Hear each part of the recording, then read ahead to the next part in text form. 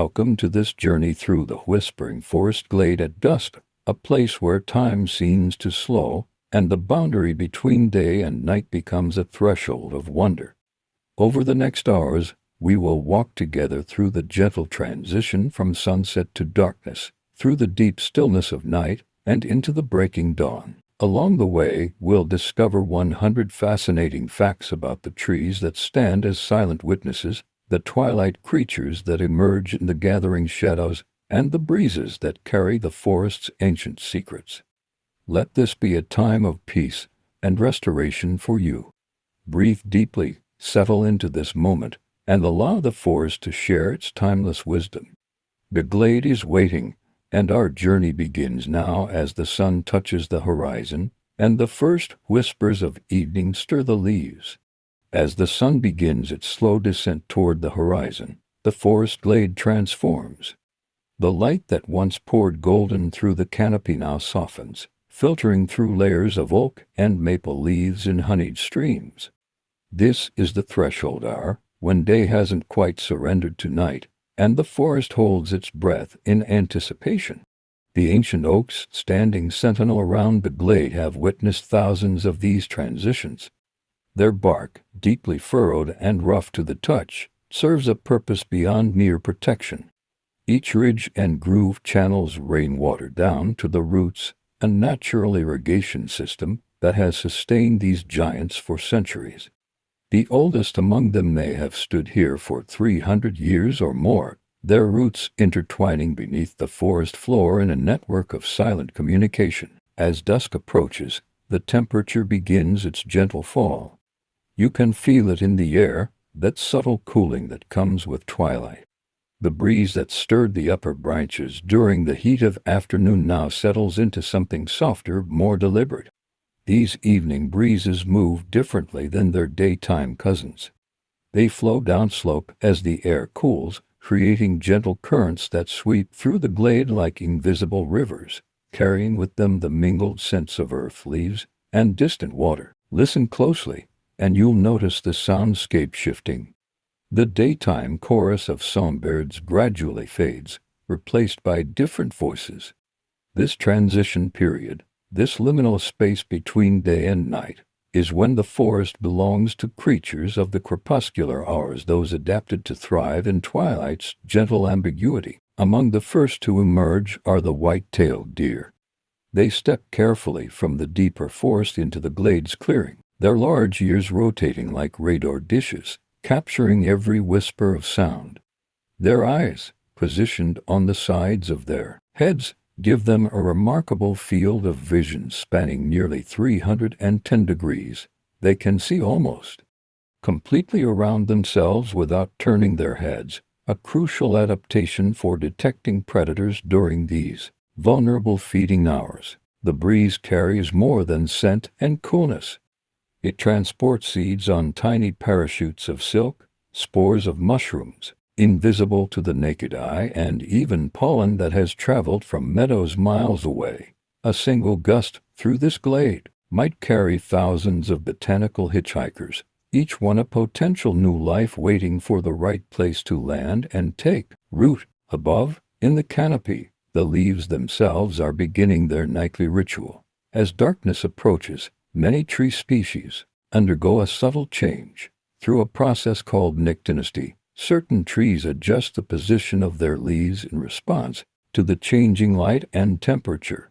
Some leaves will fold slightly, others will droop, all responding to circadian rhythms as ancient as the trees themselves. The forest is not static. Even in its stillness it breathes, it moves, it responds. The twilight creatures are waking now in earnest. You might catch a glimpse of a flying squirrel preparing for its nightly glide. These remarkable animals possess a special membrane of skin called a patagium that stretches between their front and hind legs. When they leap from tree to tree, this membrane spreads wide, allowing them to glide distances of up to 150 feet through the dusky air, steering with their flat, rudder-like tail. The light continues to fade, and with it, colors begin to shift and blur. This is the time when human eyes struggle most. cup between the cone cells that perceive color and bright light, and the rod cells that detect motion and shapes in darkness. But for many twilight creatures, this is the perfect illumination.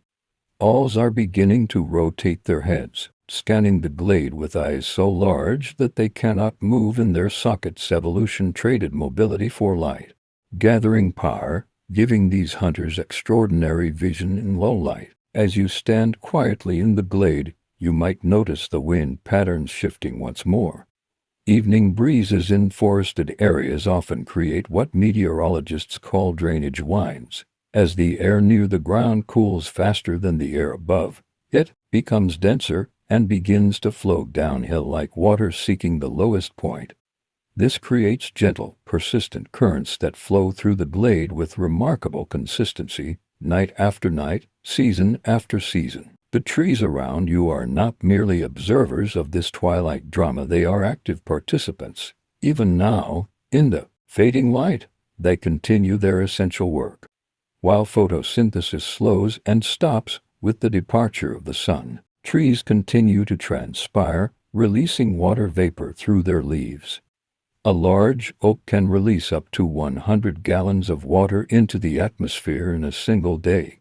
As evening comes, this transpiration decreases, but doesn't cease entirely, adding moisture to the cooling air, creating the slight humidity you can feel gathering in the glade. The first stars are beginning to emerge overhead, visible through the lacework of branches. The forest glade settles deeper into its transformation, each moment bringing new sounds, new scents, new mysteries. This is just the beginning of the night's story, the first chapter in a narrative as old as the forest itself, written in whispers of wind through leaves, in the soft footfalls of deer on moss, in the silent swoop of wings through gathering darkness. The darkness deepens now, wrapping around the glade like a soft cloak. The sun has fully surrendered to the horizon, leaving behind only a faint glow that silhouettes the tallest trees. This is the blue hour, that magical time when the world seems painted in shades of indigo and violet, when shadows lose their sharp edges and everything softens into mystery. The forest floor beneath your feet holds secrets of its own. What appears to be simple earth is actually a complex ecosystem teeming with life. In a single handful of healthy forest soil, there can be more living organisms than there are people on Earth, billions of bacteria, fungi, protozoa, and nematodes all working in concert to break down organic matter and cycle nutrients back to the trees. The soil breathes with invisible life, supporting the visible giants above. As your eyes adjust to the diminishing light, you might notice a faint glow emerging from the base of a rotting log. Foxfire, the folk name for bioluminescent fungi, begins to reveal itself. These ghostly lights are produced by certain species of mushrooms as they decompose wood. The glow comes from a chemical reaction involving an enzyme called luciferase, same compound that lights up fireflies. In the deep darkness of the forest, these subtle emanations would have been mysterious beacons to our ancestors, earning names like fairy fire and will-o'-the-wisp. The breeze has shifted again, carrying new information. Wind speeds typically decrease after sunset as the Earth's surface cools and reduces the temperature difference that drives air movement. Yet in the forest, the wind never truly stops, it merely transforms. What was once vigorous movement through the canopy becomes a gentle stirring, a whisper that barely rustles the leaves. This calm allows other sounds to emerge, the creak of branches settling, the rustle of small creatures in the understory, the distant call of a barred owl asking its eternal question, "Who cooks for you?" That owl, now fully alert, possesses one of nature's most remarkable adaptations for silent flight. The leading edges of an owl's primary feathers are serrated like the teeth of a comb, breaking up the turbulence that would normally create sound as air passes over the wing. Combined with soft, velvety feather surfaces that absorb remaining sound, owls can fly in near total silence, allowing them to hear the faint scurrying of a mouse even while airborne. Movement catches your eye near the edge of the glade. A fox, stepping delicately into the open. Its russet coat has darkened to shadow in the low light, but its white-tipped tail catches what little illumination remains. Foxes have vertical slit pupils like cats, which can open extremely wide in dim conditions to gather maximum light. This gives them excellent night vision, perfectly suited for hunting during these twilight hours when prey is active, but visibility is low. The trees continue their quiet work around you. Even without sunlight, they remain active participants in the forest's life. Through their root systems, trees are engaged in continuous chemical communication, sending signals about drought, disease, or insect attacks. Mother trees, the largest and oldest in the forest, can recognize their own kin through these root networks and will actually share nutrients with their offspring, sending sugars through fungal connections when younger trees are shaded and struggling. Above, the canopy is becoming a highway for nocturnal mammals. Bats are emerging from their daytime roosts, and the air fills with ultrasonic calls beyond human hearing. A single little brown bat can consume up to 1,000 mosquito-sized insects in just 1 hour of hunting. They navigate this darkening world through echolocation, sending out sound waves that bounce back to create a sonic map of their surroundings, a way of seeing with sound that allows them to detect a human hair in total darkness. The temperature continues its steady descent. Heat that built up in the soil and tree trunks during the day is now radiating back into the atmosphere. This process, called terrestrial radiation, happens most efficiently on clear nights when there are no clouds to trap the warmth. You can feel it in the air, that distinct coolness that settles in forest glades after sunset, often several degrees cooler than nearby open areas because the canopy blocks any residual sky glow while the open ground releases its accumulated heat. Listen to the insects now. The daytime cicadas have fallen silent, replaced by the rhythmic chorus of crickets and katydids. These nighttime musicians don't sing with vocal cords. They create their calls by rubbing body parts together, a process called stridulation. Male crickets draw the edge of one wing across the ridged surface of the other, creating the chirping sound we know so well. Remarkably, the rate of their chirping is temperature dependent. You can actually estimate the temperature in Fahrenheit by counting the number of cricket chirps in 14 seconds and adding 40. The moss on the north side of the oak before you has taken on an almost luminescent quality in the darkness, holding moisture from the day and releasing it slowly into the night air. Moss has no true roots. It absorbs water and nutrients directly through its leaves. This simple plant has existed virtually unchanged for over 400 million years, far older than the flowering plants around it, a living fossil that has witnessed the rise and fall of countless forest generations. The glade feels different now than it did an hour ago. The transition from day to night is nearly complete. Stars multiply overhead, visible in growing numbers through the canopy breaks. The forest has shifted from one state of being to another, from the realm of day creatures to the domain of night hunters and shadow dwellers. Yet even in this transformation, there is continuity. The same trees stand witness, the same soil supports life, the same breezes carry whispers through the leaves. This is the forest's secret, that change and constancy exist together, that every ending is also a beginning, that twilight is not an ending but a threshold. The glade at full night will be different still, holding mysteries we have yet to discover. Full darkness has claimed the glade now, punctuated only by starlight filtering through the canopy and the occasional pale gleam of moonlight. The forest at night is not the absence of day, it is its own world entire, with rhythms and residents that emerge only when the sun retreats. Here, in this velvet darkness, the forest reveals truths hidden during daylight hours. The trees around you are engaged in something remarkable, even now. While they cannot photosynthesize without light, their respiration continues unabated. Trees breathe constantly, taking in oxygen and releasing carbon dioxide through tiny pores in their leaves called stomata. During the day, photosynthesis produces far more oxygen than respiration consumes, but at night trees breathe just as we do.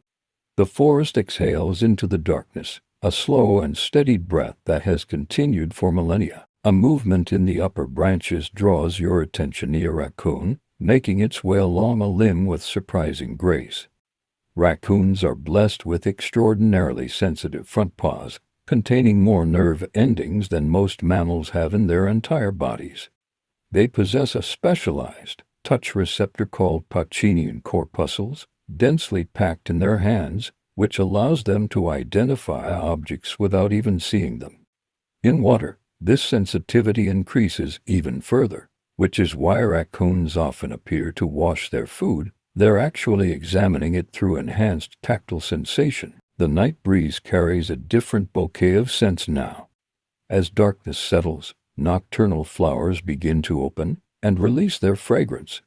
Unlike their day-blooming cousins that attract bees and butterflies with bright colors, these plants rely on scent to summon their pollinators, moths, bats, and beetles that navigate by smell rather than sight. The evening primrose, moonflower, and night-blooming jasmine release perfumes that can travel remarkable distances on the nighttime air, creating invisible highways of scent through the forest. Overhead, if you look carefully between the leaves, you might spot the amber eye shine of a great horned owl. This glow, when light catches an animal's eyes in darkness, comes from a reflective layer behind the retina called the tapetum lucidum. This mirror-like structure reflects light back through the retina a second time, giving the photoreceptor cells another chance to capture photons. It's why owls, deer, raccoons, and many other nocturnal creatures seem to have glowing eyes and flashlight beams that they're equipped with biological light amplification, making the most of every scarce photon in the darkness. The forest floor has come alive with activity invisible during the day. Earthworms surface in the darkness, drawn by the cooler, moister conditions. These humble creatures are ecosystem engineers of the highest order. Charles Darwin spent years studying them, and concluded that earthworms had processed the entire topsoil of England multiple times over through their digestive systems. A single acre of healthy forest soil can contain over 1 million earthworms, moving through the earth, aerating it, mixing nutrients, creating the conditions that allow trees to thrive. Listen closely to the symphony around you. The soundscape has layers, a constant baseline of cricket calls, punctuated by the occasional crack of a twig, the whisper of wind through pine needles, the distant splash of something entering a stream. Sound travels differently at night through the forest. With cooler air near the ground and warmer air above, a condition called temperature inversion, sound waves can refract downward, allowing noises to carry farther than they would during the day. This is why night seems somehow quieter yet simultaneously more acoustic, why whispers can travel surprising distances through the dark. A firefly traces its dotted line of light through the glade, one of the last of the season. These beetles produce light through a chemical reaction so efficient that nearly 100% of the energy becomes light rather than heat, a feat of bioluminescence that puts our incandescent bulbs to shame. Each species of firefly has its own unique flash pattern, a Morse code of courtship that allows potential mates to recognize their own kind in the darkness. Some firefly species even synchronize their flashing, creating waves of coordinated light that ripple through the forest like a living constellation. The white pines at the edge of the glade hold a particular stillness, their long needles barely stirring in the gentle night air. Unlike their deciduous neighbors, these conifers keep their needles year-round, but that doesn't mean they're unchanged by seasons. Pine needles typically live for 2 to 3 years before yellowing and dropping, but the tree doesn't shed them all at once. Instead, it releases them gradually, constantly renewing its canopy while maintaining its evergreen appearance. Even now, in autumn's grip, some needles are loosening their hold, preparing to return their nutrients to the soil. The darkness deepens around midnight, when the moon sets and even its reflected light abandons the glade.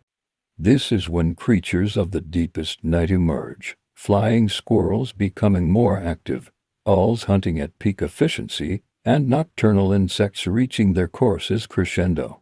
The forest is never truly asleep, it simply shifts consciousness, trading one set of inhabitants for another, one symphony for a different arrangement. Against the trunk of an old maple, shelf fungi catch what little light remains, their pale surfaces luminous in the near-total darkness. These fungi are the forest's recyclers, breaking down dead wood and returning its nutrients to the ecosystem. A single fungus can live for decades, slowly consuming the tree it grows upon. Some species of bracket fungi add a new layer of growth each year, creating rings much like those inside a tree trunk. Scientists have used these rings to date the fungi by extension, to determine when the tree they're consuming actually died. The largest bracket fungus ever recorded weighed over 300 pounds, a testament to the slow but relentless work of decomposition. The glade settles into its deepest quiet now, that profound stillness that comes in the hours past midnight when even the nocturnal creatures pause in their activities. Yet beneath this apparent calm, life continues its essential processes.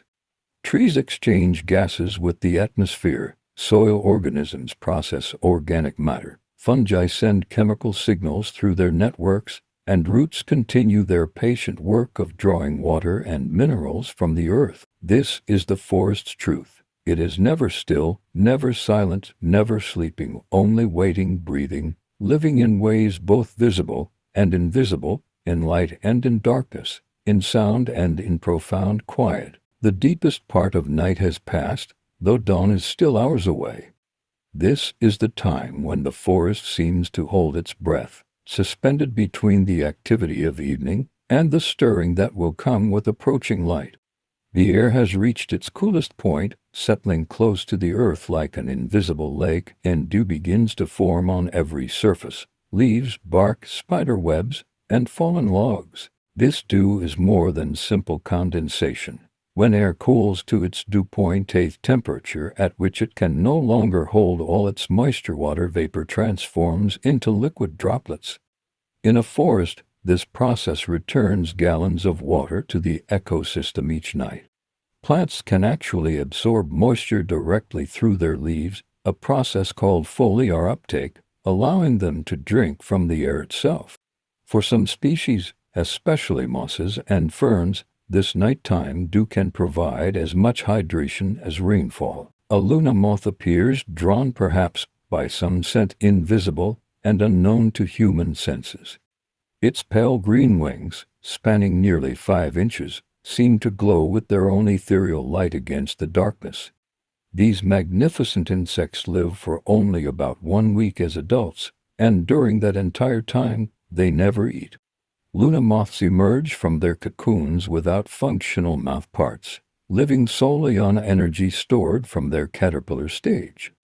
Their entire adult existence is devoted to one purpose: finding a mate and ensuring the next generation. The wind has died almost completely now, creating what meteorologists call a calm or light air condition, and wind speeds drop below 3 miles per hour.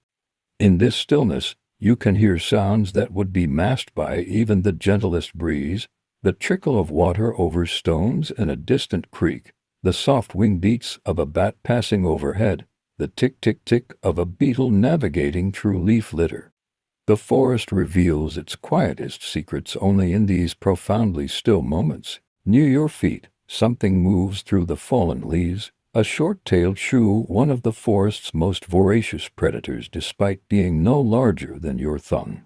Shrews have metabolism so rapid that they must eat nearly their entire body weight in food every single day just to survive. Their hearts can beat over 1,000 times per minute, more than 10 times faster than a resting human heart. They cannot go more than a few hours without food. To a shrew, starvation is always just around the corner, driving them to hunt with desperate intensity day and night. The oak trees stand in patient silence, their deep roots extending far beyond the reach of their canopies. A mature oak's root system can spread outward for a distance equal to 4 to 7 times the width of its crown, creating an underground network that might cover more than an acre of forest floor. These roots don't just anchor and feed the tree, they also communicate. Through chemical signals and fungal partnerships, trees can warn their neighbors about insect attacks, drought stress, or disease, allowing the forest to respond collectively to threats. Above, between the branches, the Milky Way stretches across the sky in a river of ancient light. On a clear night far from city lights, the human eye can see approximately 2,000 stars, but the galaxy contains over 100 billion. Each photon of starlight reaching your eyes has traveled for years, decades, even centuries through the void of space to arrive at this moment, in this glade, filtered through these particular leaves. You are seeing the past, looking backward through time with every upward glance. A sudden sound breaks the stillness, the territorial call of a barred owl, echoing through the trees. Owls have asymmetrical ear openings, with one positioned higher on the skull than the other. This allows them to pinpoint the location of sounds with remarkable precision, determining not just direction but also elevation. When an owl hears a mouse rustle in the leaves, its brain processes the microsecond difference in when the sound reaches each ear, creating a three-dimensional acoustic map that guides its silent strike. The forest floor beneath you is engaged in constant chemical conversation. Tree roots release compounds called exudates into the soil, sugars, amino acids, and organic acids that feed the vast community of microorganisms living around them. In return, these bacteria and fungi break down minerals and nutrients that the tree cannot access on its own, creating a marketplace of exchange. Some estimates suggest that trees allocate up to 30% of the sugars they produce through photosynthesis to feeding their underground partners.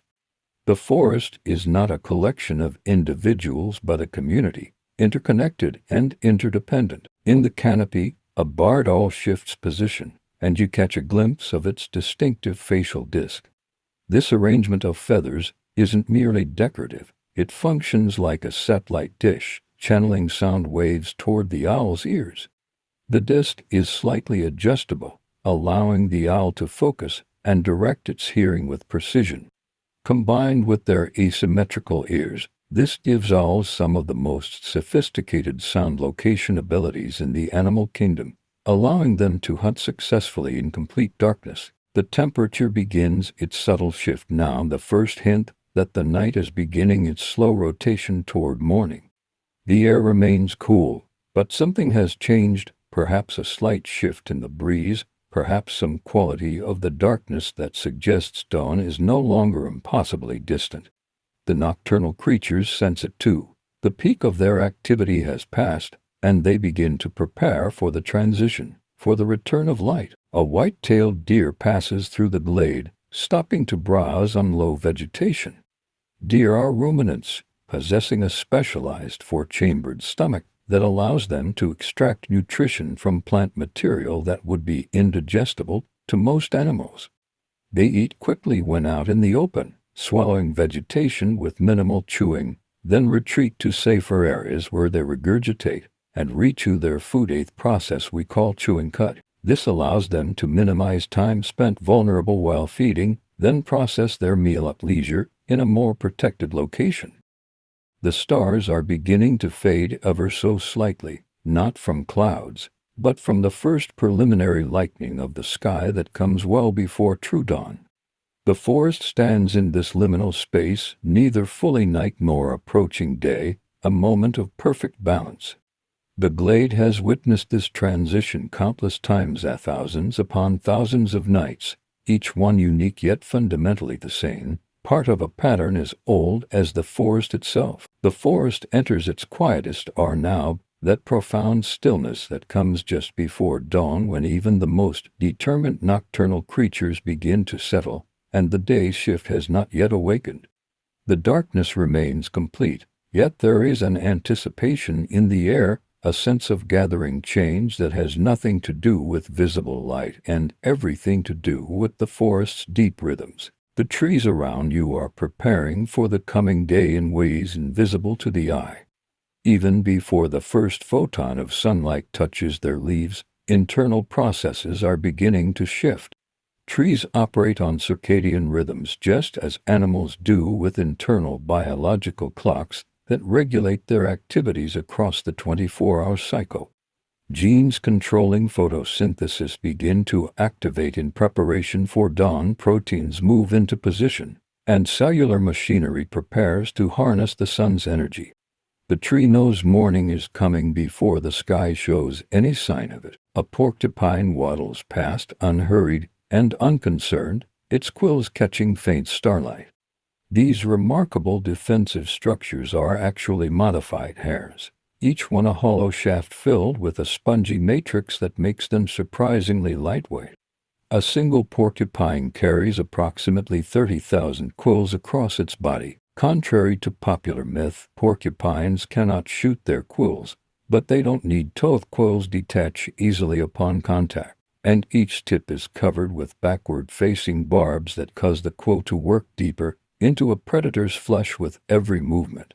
It's a defense so effective that porcupines have few natural predators. The breeze stirs again, a gentle movement that seems to come from nowhere and everywhere at once.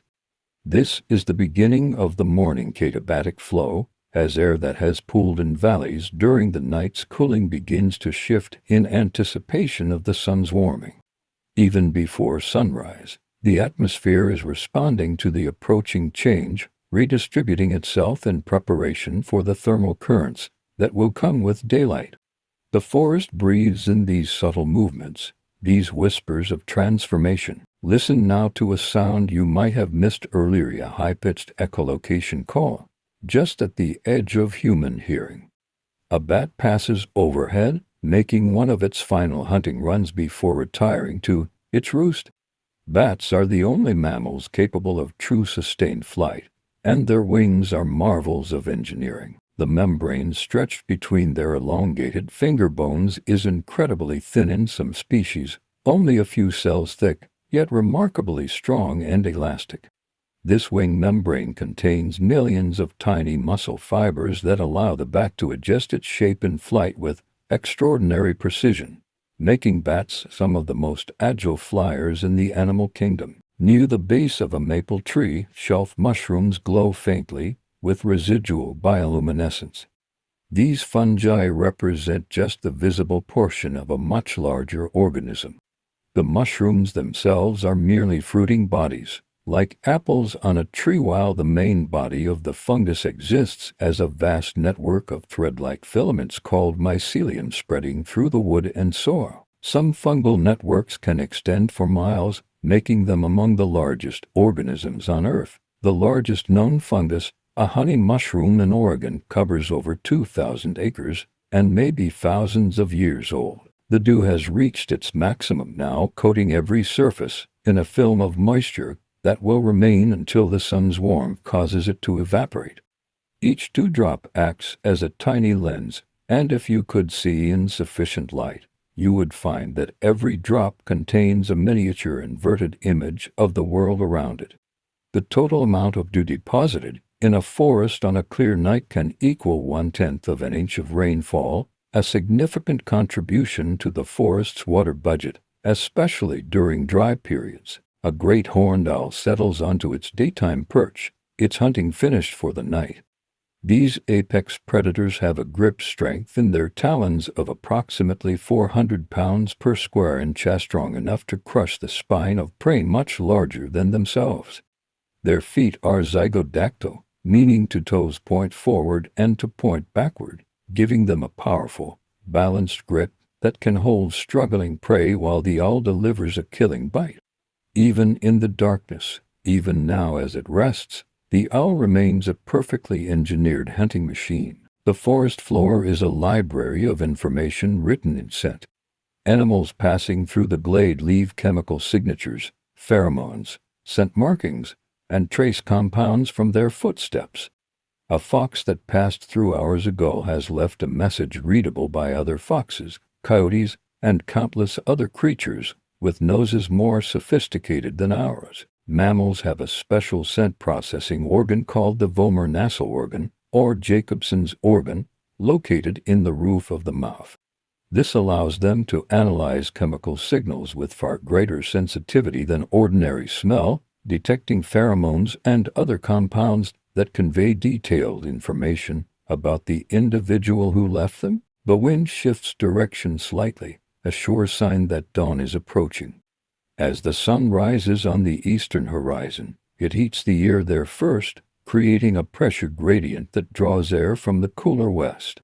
This transition happens every morning with remarkable regularity, the atmosphere's response to the rotating Earth presenting a no face to the sun. Meteorologists call these diurnal wind pattern changes, and they occur with such consistency that experienced outdoorsmen can estimate the time of day based on wind direction alone. High in an oak, a colony of bats returns to roost, squeezing into the narrow space beneath a sheet of loose bark. Bats are extraordinarily social creatures, often roosting in groups ranging from dozens to millions of individuals. They use something called torpor, a state of decreased physiological activity, to conserve energy during their daytime rest. In torpor, a bat's heart rate can drop from over 1,000 beats per minute during flight to as few as 20 beats per minute at rest. Their body temperature falls, their metabolism slows dramatically, and they enter a state resembling hibernation, though they can arouse themselves within minutes if necessary. The glade stands in perfect stillness now, balanced on the knife's edge between night and day. The nocturnal world is settling into rest while the diurnal world still sleeps. This moment belongs to neither, a pause in the eternal rhythm, a breath held before the exhale. The trees know this moment, have known it for centuries. The soil knows it, the stones know it, the very air knows it. This is the forest's meditation, its moment of perfect presence, neither remembering the night behind nor anticipating the day ahead. Soon, very soon, the first birds will begin their pre-dawn chorus. The sky will lighten incrementally, from black to deep blue to the pale colors of approaching dawn. But for now, in this suspended moment, the forest simply as ansient, patient, eternal in its cycles of transformation. The darkness is no longer absolute. Though the sun remains below the horizon, the sky begins its subtle transformation from black to the deepest navy blue.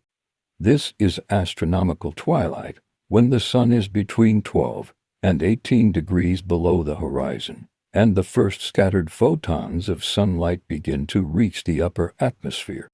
To the untrained eye it still appears to be full night, but the forest knows better. The forest is already stirring. The first voice to break the silence is a single robin perched high in the canopy.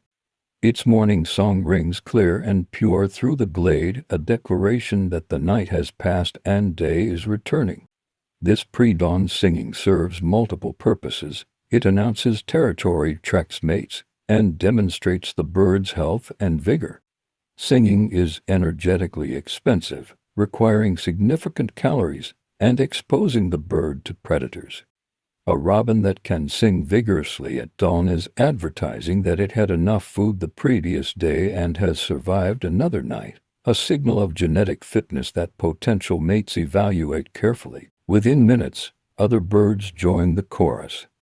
Each species begins at a characteristic time relative to sunrise, creating a predictable sequence that ornithologists call the dawn chorus. Birds with larger eyes that can gather more light in dim conditions tend to sing earlier than those with smaller eyes. The timing is so consistent that indigenous peoples and early naturalists used bird songs as a form of natural clock, estimating the time until sunrise based on which species had begun to sing. The air temperature begins to rise ever so slightly as the approaching sun's radiation begins to warm the upper atmosphere. This creates a subtle shift in air pressure that you can feel more than measure, a gentle stirring, a sense of awakening. The temperature difference between the cool air pooled near the forest floor and the slightly warmer air above creates gentle convection currents that will strengthen as sunrise approaches. The forest begins to breathe more deeply. A woodpecker emerges from its roost hole in a dead snag, shaking itself alert and immediately beginning to drum against the resonant wood. Woodpeckers have remarkable adaptations that allow them to strike trees with their beaks at speeds exceeding 15 miles per hour, up to 20 times per second, without sustaining brain damage. Their skulls contain spongy bone that absorbs shock. Their brain is tightly packed in the skull with minimal cerebrospinal fluid to slosh around, and they have a special hyoid bony bone that supports the tongue, that wraps around their skull and acts as a safety belt, stabilizing the brain during impacts. The eastern sky continues to brighten, shifting from navy to a deep violet blue. Venus, the morning star, blazes brilliantly above the horizon, the last celestial object visible before the sun overwhelms all other light. This planet that appears so bright and steady is actually showing us only reflected sunlight bouncing off its dense clouds of sulfuric acid. Venus is the brightest natural object in our sky after the sun and moon, sometimes bright enough to cast faint shadows and to be visible even in full daylight if you know exactly where to look. The dew on the leaves begins to sparkle as the available light increases. Each droplet has swollen through the night as moisture condensed from the air, and now these tiny reservoirs feed the leaf surfaces, the mosses, the lichens that coat every branch and stone. A mature tree can have over 200,000 leaves, each one now jeweled with dew, each one preparing to begin the day's work of capturing sunlight and transforming it into life. Movement catches your eye. A chipmunk emerges from its burrow, cheeks already bulging with seeds it cached during the night. Chipmunks are remarkable hoarders, with some individuals storing more than 8 pounds of food in their underground larders. They don't just pile this food randomly, they organize it by type, creating separate chambers for different kinds of seeds and nuts. They even periodically inspect their stores, removing any food that has begun to rot or sprout before it can contaminate the rest of their cache. This is evidence of surprising cognitive sophistication in a creature that weighs less than 3 ounces. The breeze picks up slightly, carrying new scent, safe sharp smell of pine resin, the earthy aroma of disturbed soil, the faint sweetness of late-blooming flowers preparing to open. Wind speed typically increases after sunrise as solar heating creates greater temperature differentials, but even now, before the sun clears the horizon, the breeze responds to the coming change.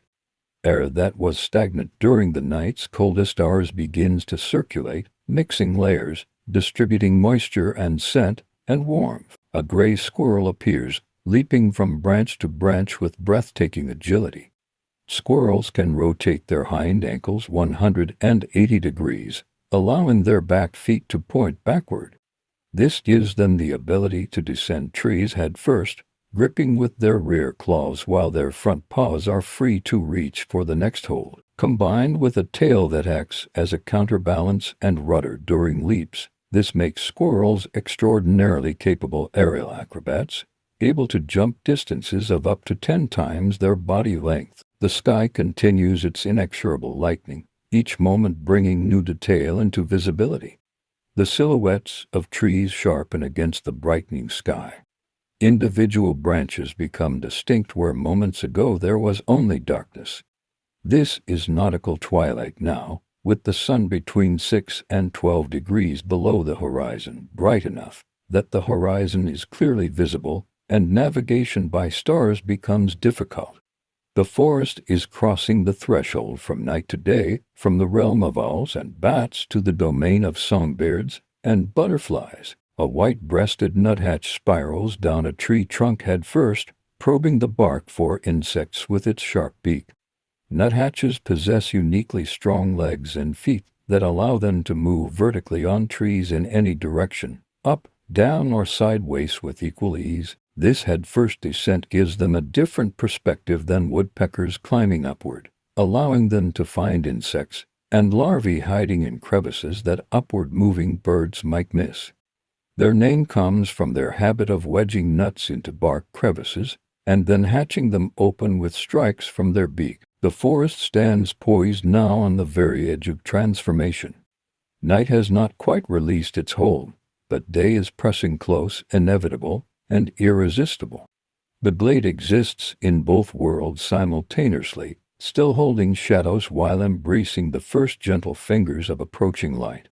Every creature knows this moment, every plant responds to it, every element of the forest ecosystem synchronizes with this daily renewal. The dawn is coming, as it always has, as it always will, bringing with it the promise of warmth, of light, of another day in the endless cycle that has sustained this forest since before human memory began. The sky transforms from deep blue to a wash of lavender and pale rose along the eastern horizon. This is civil twilight, the final stage before sunrise, when the sun sits less than 6 degrees below the horizon, and there is enough light for most outdoor activities without artificial illumination. The forest emerges from shadow into form, from mystery into recognition. Each tree reclaims its individual identity as light defines their shapes against the brightening sky. The dawn chorus has reached its full crescendo now, a symphony of dozens of voices weaving together in complex harmony. The sound can reach levels of 80 to 90 decibels, roughly equivalent to heavy traffic or a kitchen blender. Male birds are singing with such intensity because this hour represents their most important opportunity to attract mates and defend territories. Research has shown that birds singing at dawn father more offspring than those who remain silent, a powerful evolutionary pressure that has refined this behavior across millions of years. A mourning dove adds its distinctive coo to the chorus, a sound often mistaken for an owl by the uninitiated. Doves and pigeons produce their calls using a unique mechanism among birds. They can vocalize while both inhaling and exhaling, allowing them to create their characteristic long, unbroken coos. Most birds can only sing while exhaling, which limits the length and complexity of their phrases. This ability gives doves their haunting, sustained calls that carry so effectively through the morning air. The breeze strengthens as temperature gradients increase with the approaching sun. The wind moves through the glade in waves, creating patterns of movement across the vegetation. Leaves flutter in sequence, grasses bow and rise, and the entire forest seems to ripple with life. Trees can detect wind speed and direction through mechanoreceptors in their branches and trunks, and they actually respond by growing stronger wood on the side facing prevailing winds.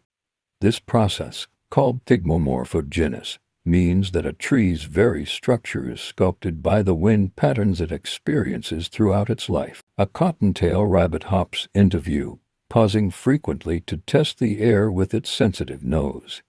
Rabbits have nearly 360-degree vision thanks to the placement of their eyes on the sides of their heads, with only a small blind spot directly in front of their nose and directly behind their head. This panoramic vision allows them to detect predators approaching from almost any direction while they graze.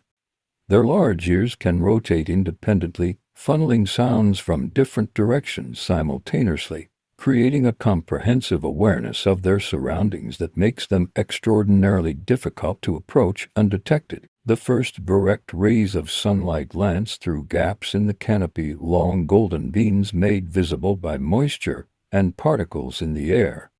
These dramatic light shafts are called crepuscular rays, and they occur when sunlight is scattered by atmospheric particles while being blocked in other places by clouds or, in this case, tree trunks and branches.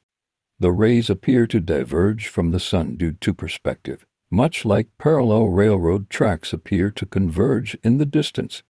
Each beam carries the warmth that will transform the forest from its nighttime coolness. A black-capped chickadee lands on a nearby branch, calling its distinctive chickadee alarm call. These remarkably intelligent birds can adjust their alarm calls to convey detailed information about predators. More D notes at the end of the call indicate a smaller, more dangerous predator like a pygmy owl, while fewer notes signal a larger, less maneuverable threat like a hawk.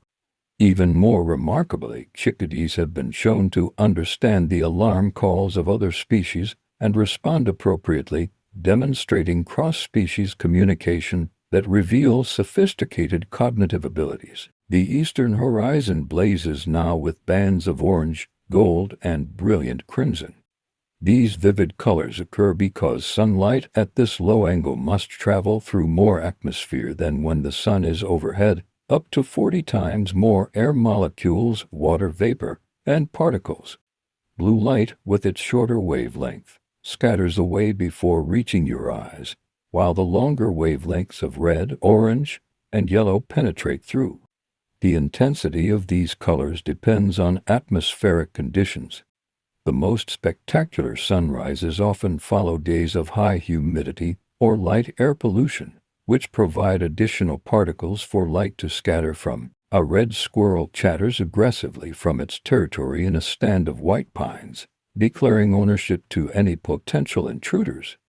Squirrels don't just collect and bury nuts randomly. They employ a sophisticated caching strategy called scatter hoarding, distributing their food across many locations, rather than storing it all in one place. Research has revealed that squirrels can remember the locations of thousands of buried nuts, and they organize their caches spatially, often burying similar types of nuts in the same general areas.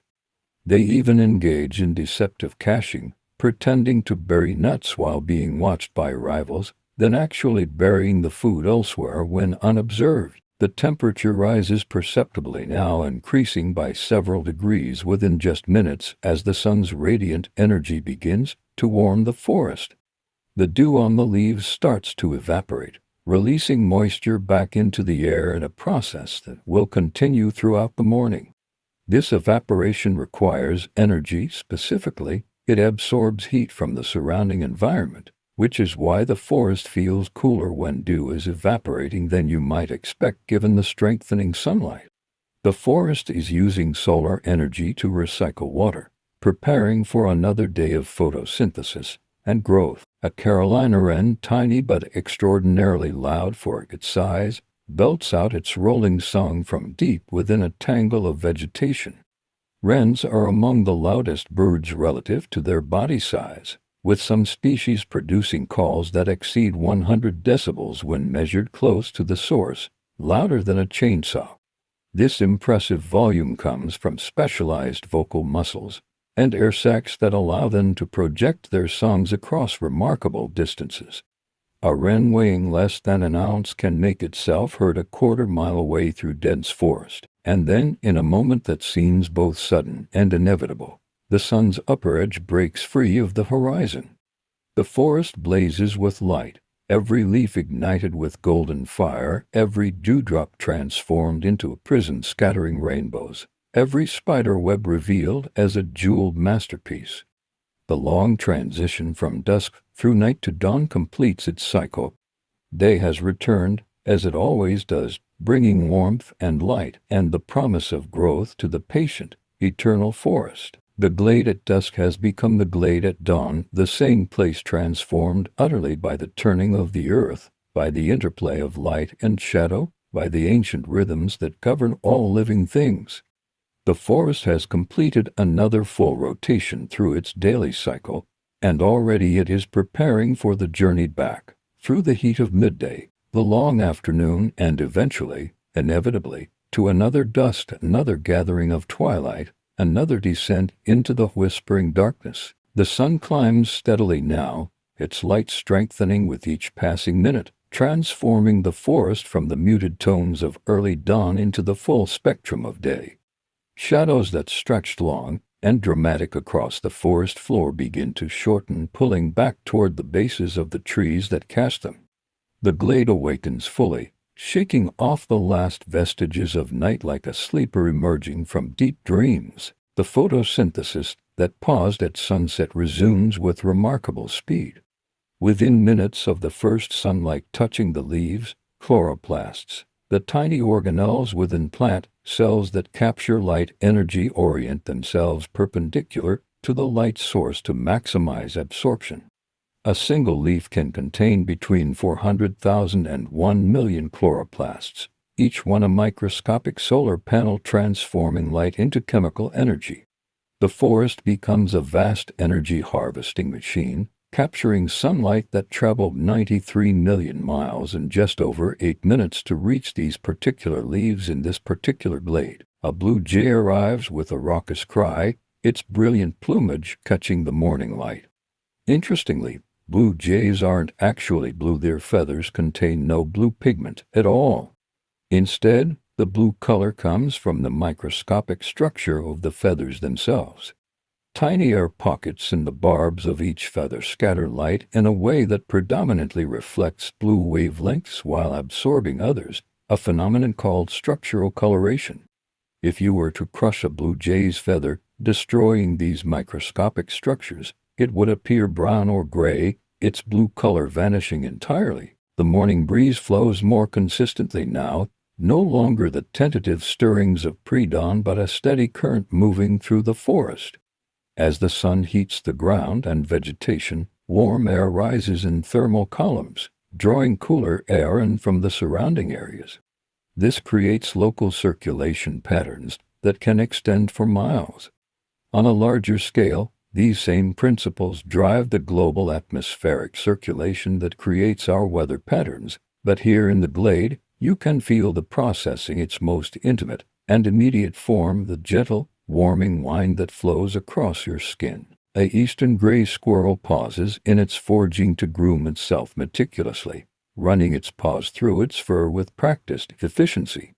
Squirrels actually have 2 full coats of fur each year, molting in spring and fall to adapt to changing temperatures.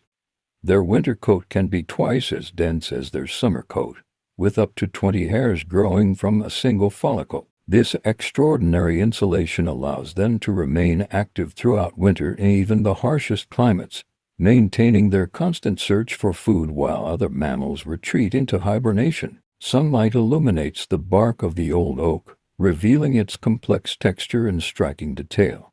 Tree bark is far more than a simple protective covering. It's a dynamic, living tissue that performs multiple essential functions. The outer bark, which we can see and touch, is actually dead tissue, but just beneath it lies the phloem, a layer of living cells that transport sugars and nutrients throughout the tree. Bark thickness varies enormously by species.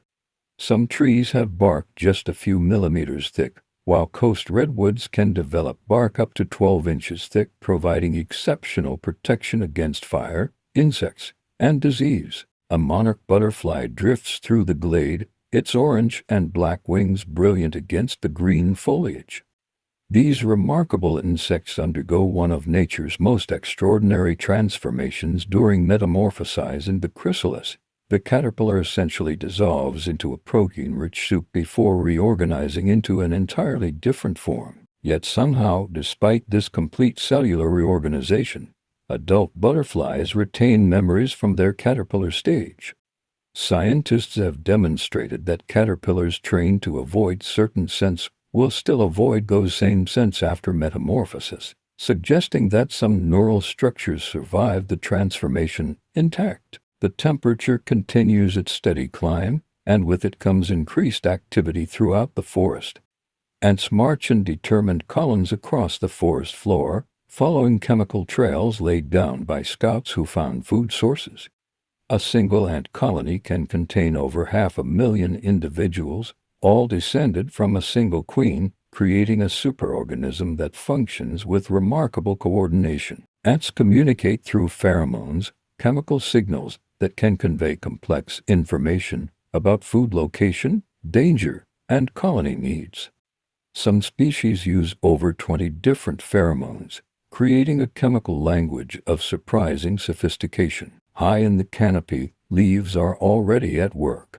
The process of photosynthesis is perhaps the most important chemical reaction on Earth. It produces the oxygen we breathe and forms the base of nearly all food chains.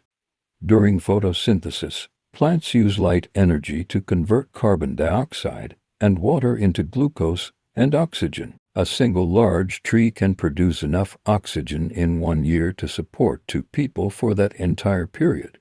The forest around you is not just beautiful, It's a life support system, constantly replenishing the atmosphere with the oxygen that makes animal life possible. A brown thresher emerges from the undergrowth, its long curved beak probing the leaf litter for insects and grubs. This remarkable bird holds the record for the largest song repertoire of any North American bird, with some individuals capable of singing over 2,000 distinct song types. Thrashers belong to the mockingbird family, and like their cousins, they're exceptional mimics, incorporating sounds from other birds, frogs, mechanical devices, and even human speech into their complex compositions. Their scientific name, Toxostoma, literally means bullmouth, referring to their distinctive curved beak. The warming air carries the scent of pine resin more strongly now, released by the heat of the sun. Pine trees produce resin as a defense mechanism when the bark is damaged. Resin flows to the wound, sealing it off from insects and pathogens. This resin contains compounds called terpenes, which give pine forests their characteristic scent. These same compounds are the basis for turpentine and many other commercial products. Interestingly, the pleasant smell we associate with pine forests is actually the scent of the tree's chemical warfare, a defensive response that has been repurposed by evolution to attract certain pollinators while repelling pests. The glade settles into the rhythm of morning, the frantic energy of dawn giving way to the steadier pace of the day. Songbirds continue their calls, but with less urgency now that territories have been declared and mates have been impressed. The forest achieves a kind of equilibrium, a balance between the cool shadows that remain in protected areas and the warm patches where sunlight reaches the forest floor.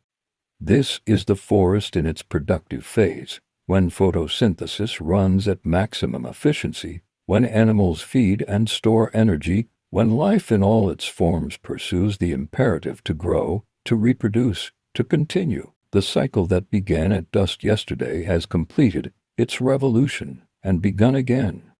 The forest that whispered in twilight shadows now basks in morning brilliance, the same trees, the same creatures, yet utterly transformed by the presence or absence of light. And already, imperceptibly, the sun has begun its long arc toward the western horizon, toward the evening that will come, toward another dusk when the forest will once again transform itself, will once again whisper its ancient secrets to those patient enough to listen. The sun continues its ascent, flooding the glade with increasingly warm and golden light. The forest has fully transitioned from the cool serenity of dawn to the vibrant energy of mid-morning. Every surface touched by sunlight radiates warmth back into the air, creating shimmering heat waves that dance above sun-warmed rocks and patches of exposed earth. The forest breathes deeply now, engaged in the full work of living and growing. A red-tailed hawk circles overhead, riding thermal currents that rise from the warming ground. These magnificent birds have eyesight that is approximately 8 times sharper than human vision, allowing them to spot a mouse moving through grass from a height of 100 feet or more. Their eyes contain a much higher density of photoreceptors than ours, around 1 million per square millimeter compared to our 200,000. Additionally, hawks possess a second fovea in each eye, giving them exceptional depth perception and the ability to track moving prey with remarkable precision while simultaneously monitoring their surroundings. The leaves overhead shimmer and flutter in the strengthening breeze, and if you listen carefully, you can hear them not just the rustle of movement, but the actual sound of transpiration occurring within the leaf tissue. As water evaporates from the leaf surface through stomata, it creates a slight pulling force that draws water up from the roots through the xylem, the tree's internal plumbing system. This transpiration stream can move water vertically at speeds of up to 100 feet per hour in large trees, a purely physical process driven by evaporation and cohesion that requires no energy expenditure from the tree itself. A eastern towhee scratches vigorously in the leaf litter, using both feet simultaneously in a distinctive backward hop that sends leaves flying.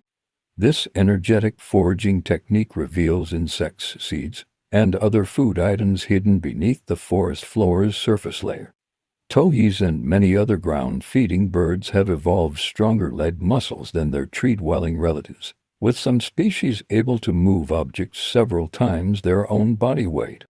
The sound of their scratching, a sharp, rapid shuffle, is often the first indication of their presence in dense undergrowth. The wind shifts direction slightly, responding to the changing temperature gradient as some areas of the forest warm faster than others. Wind flowing through a forest behaves very differently than wind crossing open terrain. The trees create friction that slows wind speed at the surface. Wind velocity within a forest can be reduced by 50 to 80% compared to wind speed just above the canopy. This creates a sheltered microclimate that protects smaller plants, retains moisture, and provides calmer conditions for insects and small birds. The forest essentially creates its own weather, moderating temperature extremes and wind speeds to create more stable conditions than would exist in open areas. A garter snake emerges from beneath a sun-warmed rock, its scales gleaming in the morning light. Snakes are ectothermic, meaning they rely on external heat sources to regulate their body temperature. Unlike mammals, which burn calories to maintain constant body heat, snakes are remarkably energy efficient. A snake can survive on as little as 10% of the calories that a similar-sized mammal would require. This efficiency comes with trade-offs. Snakes are more active and alert when warm but become sluggish when temperatures drop. The snake's morning basking is not leisure but necessity, raising its body temperature to the range where its muscles and nervous system function optimally. High above, cumulus clouds begin to form as rising warm air reaches altitude and its moisture condenses into visible droplets. These fair-weather clouds develop from the same thermal currents that hawks ride, visible evidence of the forest's breath rising into the atmosphere. On average, a single cumulus cloud weighs over 1 million pounds, roughly the weight of 100 elephants, yet it floats effortlessly because the water droplets are so small and widely dispersed that their collective density is less than the surrounding air. A yellow warbler flits through the branches, leading insects from the undersides of leaves. This tiny bird, weighing less than half an ounce, will migrate over 4,000 miles from its northern breeding grounds to Central or South America when autumn arrives. Despite their small size, warblers navigate using multiple cues including the Earth's magnetic field, the position of the sun and stars, and even polarized light patterns in the sky. They possess a protein called cryptochrome in their eyes that may allow them to literally see magnetic fields as patterns of light and shadow, giving them a sensory ability that humans cannot even imagine. The forest floor is a mosaic of light and shadow as the sun climbs higher and its rays penetrate at different angles through the canopy. Only about 2 to 3% of the sunlight that strikes the top of a dense forest canopy reaches the ground. The leaves above intercept and use the vast majority for photosynthesis. This deep shade creates unique evolutionary pressures on understory plants, which have adapted to survive and even thrive in low-light conditions. Some woodland wildflowers complete their entire life cycle in early spring before the trees fully leaf out, while others have evolved extraordinarily efficient chlorophyll that can capture and use the brief sunflecks that move across the forest floor as the canopy shifts in the wind. A chipmunk pauses atop a moss-covered log, its cheek pouches distended with seeds. These expandable pouches can stretch to 3 times the size of the chipmunk's head, allowing it to transport remarkable quantities of food. A single chipmunk can carry up to 145 acorns at once. The pouches are actually extensions of the mouth cavity that reach back to the shoulders, and they're completely separate from the throat, allowing the chipmunk to breathe normally even when its cheeks are completely full. After gathering food, the chipmunk will retreat to its burrow system, which can extend for 30 feet underground and contain multiple chambers for sleeping, food storage, and waste disposal. The temperature continues rising, approaching the warmth of midday. Butterflies become more active as the heat increases, their cold-blooded metabolisms accelerating with the ambient temperature. A tiger swallowtail butterfly lands on a patch of damp soil, engaging in a behavior called puddling, drinking moisture from the ground to obtain dissolved minerals, particularly sodium and amino acids. Male butterflies puddle more frequently than females because they transfer these nutrients to females during mating, providing resources that will improve egg development. Sometimes dozens of butterflies will gather at particularly mineral-rich puddles, creating spectacular congregations of color. The glade has reached its fullest expression of daylight vitality. Every organism is engaged in the essential work of life, feeding, growing, defending territory, seeking mates, storing energy for the challenges ahead. The forest hums with activity, a complex web of interactions playing out across scales from the microscopic bacteria in the soil to the soaring hawk overhead. This is the forest at its most visible and accessible, when human visitors are most likely to explore its trails and clearings, yet even now in broad daylight countless mysteries remain hidden, waiting for the right moment, the right conditions, the right observer. The sun will continue its arc across the sky, eventually reaching its zenith before beginning the long descent toward evening. The cycle continues, eternal and inevitable. The same pattern repeated day after day, season after season, year after year, in this glade and in forests across the world. The sun has reached its highest point and begun its gradual descent toward the western horizon.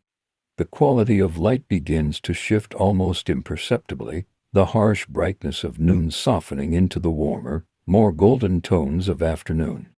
The forest knows this transition intimately, has experienced it countless millions of times, and responds with subtle adjustments that ripple through the entire ecosystem. The wind patterns shift once again as the day progresses. Late afternoon often brings a phenomenon called the thermal wind as land surfaces cool unevenly, with shaded areas cooling faster than sunny patches. Complex circulation patterns emerge that differ from the morning's flows. These winds can be quite localized, sometimes moving in different directions in areas just yards apart.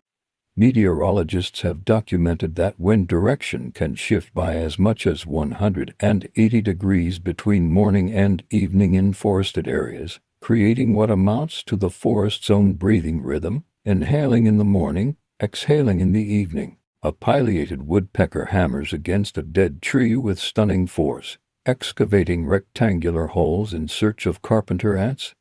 These largest of North American woodpeckers strike with such power that they experience deceleration forces of up to 1,000 times the force of gravity with each impact, a force that would cause severe brain injury in any other animal. Their skulls have evolved spongy bone structures and minimal space between brain and skull to prevent their brains from shifting during impacts. Even more remarkably, a special bone called the hyoid bone wraps completely around their skull, acting like a seat belt to stabilize the brain during the violent deceleration of each strike. The afternoon light illuminates a spider web strung between two branches, revealing its perfect geometry. Spider silk is one of nature's most remarkable materials. Pound for pound, it is stronger than steel and more elastic than nylon. Some types of spider silk can stretch up to 40% beyond their original length before breaking, allowing webs to absorb the impact of flying insects without tearing. A strand of spider silk the thickness of a pencil could theoretically stop a Boeing 747 in flight. Spiders produce up to 7 different types of silk from different glands, each with specific properties suited for different purposes: web framework, catching prey, wrapping eggs, or creating draglines. The trees continue their quiet work, even as the day wanes. Through their roots and fungal partners, they are engaged in what scientists call the wood wide web, an underground network through which trees share resources and information. A mother tree can actually recognize her own offspring through chemical signals in the root network, and will preferentially send them nutrients and carbon. Studies using radioactive tracers have shown that carbon can move from one tree to another through these fungal networks, with older trees supporting younger ones, healthy trees supporting sick ones, and even trees of different species sharing resources during times of stress. A box turtle makes its slow, deliberate way across the forest floor, pausing occasionally to nibble on fallen berries. These remarkable reptiles can live for over 100 years, with some documented individuals reaching ages of 138 years or more. Box turtles have incredible sight fidelity. Many individuals spend their entire century-plus lives in an area of just a few acres, learning every feature of their small territory. They possess excellent spatial memory and can remember the locations of reliable food sources, water, and shelter for decades. Removing a box turtle from its territory, even for well-intentioned relocation, often results in the turtle spending years trying to return home, sometimes traveling several miles in a desperate attempt to find familiar ground. The light continues to warm and deepen, taking on the honeyed quality that photographers call the golden hour. This occurs because the sun's lower angle means its light passes through more atmosphere, scattering away blue wavelengths and allowing the reds, oranges, and yellows to dominate. The effect transforms the forest into something almost enchanted, every leaf edge gilded, every texture enhanced, shadows lengthening across the ground in dramatic sweeps. A great blue heron stalks through a wetland area at the glade's edge, moving with the patience of a living statue. These magnificent birds possess specialized vertebrae in their necks. The 8th and 9th cervical vertebrae form a hinge mechanism that allows the heron's neck to coil like a spring and then strike forward with explosive speed. When hunting, a heron can extend its neck and snap its beak forward to capture prey in as little as 1/20th of a second, too fast for the human eye to follow. Their hunting success rate can exceed 90% when conditions are favorable, making them among the most efficient predators in the wetland ecosystem. As evening approaches, the forest scent profile changes. Plants release different volatile compounds at different times of day, and the evening air carries a distinct bouquet, the sweet scent of evening primrose beginning to open, the earthy smell of soil releasing moisture as temperatures cool, the sharp tang of crushed herbs where deer have passed. Scientists have identified over 150 different volatile organic compounds released by forest vegetation. These chemicals don't just create pleasant aromas. They serve crucial functions in plant defense, pollinator attraction, and even in cloud formation. Forest emissions can provide the condensation nuclei around which water vapor forms clouds, meaning that forests quite literally create their own weather and rainfall. The first fireflies begin to appear as shadows lengthen, their bioluminescent signals flickering in the gathering dimness. These beetles time their emergence to the precise light levels of dusk, neither too bright nor too dark for their courtship displays to be most effective.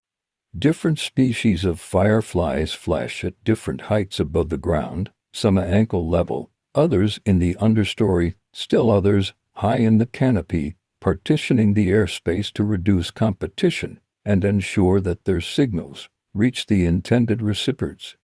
Their light is produced with such efficiency that if humans could create light as effectively, a light bulb would be cool enough to touch even after hours of operation. A barred owl calls in the distance, that distinctive eight-note hoot that sounds like "Who cooks for you?" Who cooks for you all, signaling the approaching transition from day to night. The owl has been roosting quietly all day, but now as light levels fall, it begins to stir and prepare for the night's hunt. The forest is shifting again, the diurnal creatures beginning to settle as the nocturnal ones awaken. The sun touches the horizon now, painting the western sky in brilliant bands of crimson, orange, and gold. The glade stands in that perfect liminal space once more, balanced between day and night, between light and shadow, between one breath and the next. The same ancient trees that witnessed yesterday's dusk now witness today's, standing patient and eternal as the light fades and the first stars appear in the deepening blue overhead. This is the forest's truth, revealed over and over across the turning hours, that everything cycles, everything returns, everything transforms yet remains fundamentally itself.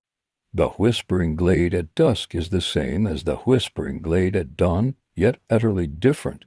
The trees are the same, yet their leaves have captured another day's worth of sunlight, their roots have drunk another day's worth of water, their rings have grown another day's infinitesimal increment wider. And so the forest returns to twilight, to that magical hour when creatures of the day and night briefly share the same space, when the air cools and the breeze shifts and the light takes on that soft, mysterious quality that seems to exist outside of normal time. The glade whispers its secrets to the gathering darkness, tells its stories to anyone patient enough to listen, offers its peace to anyone willing to stand still and simply be present in this moment, this eternal now that is both fleeting and forever. The cycle completes itself and begins anew. The forest breathes in, breathes out. Day becomes night, becomes day. Life continues its ancient dance, intricate and beautiful, complex and simple, mysterious and noble all at once. And in this whispering forest glade at dusk, surrounded by trees that may outlive us by centuries, home to creatures great and small, woven together in relationships of stunning complexity, we find ourselves part of something far greater than ourselves, part of the endless cycle of light and darkness, growth and rest, life and death and life again. The forest whispers on, eternal and patient, waiting for the next sunrise, the next sunset, the next soul willing to pause and listen to its ancient song. Rest in this moment. Feel the peace of completion. The forest story continues forever, in whispers carried on the wind.